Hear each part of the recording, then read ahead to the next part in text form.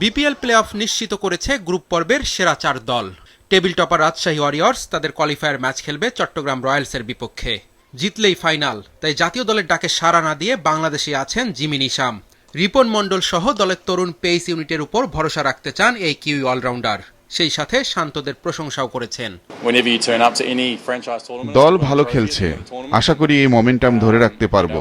আমাদের তরুণ পেসাররা ভালো করছে, শান্ত সহ ব্যাটার যারা আছেন তারাও নিয়মিত রান করে যাচ্ছে। ধারাবাহিকতা ধরে রাখলে আমরা ভালো করব।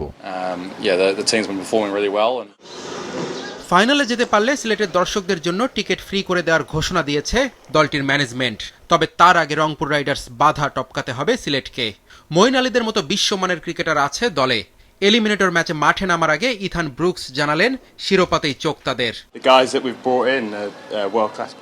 সিলেটে ইংল্যান্ডের বিশ্বমানের ক্রিকেটাররা আছেন, যা আমাদের জন্য বাড়তি পাওয়া। চ্যাম্পিয়ন হওয়ার জন্য সব দলই মাঠে নামবে। প্লে অফে সবগুলো দলই ভালো, তারপরও নিজেদের দিনে যারা ভালো খেলবে তারাই জিতবে। ম্যাচের আগের দিন অনুশীলন করেনি রংপুর রাইডার্স। টিম হোটেলে সময় কাটিয়েছে ক্রিকেটাররা। হাই স্কোরিং ম্যাচে নোয়াখালীকে হারিয়ে টেবিলে 3 নম্বরে উঠে আসে রংপুর। তাই দলের আত্মবিশ্বাস এখন অনেক উঁচুতে। তাওহিদ হৃদয়, ডেভিড মালানরা দারুণ ছন্দে আছেন। রাইডার্সদের বোলিং ইউনিটটাও দুর্দান্ত। মুস্তাফিজ, নাহিদ রানাদের মতো পেসাররা আছেন। সব মিলিয়ে সেরা 4 দলের লড়াই দেখতে মুখিয়ে আছে ক্রিকেট প্রেমীরা।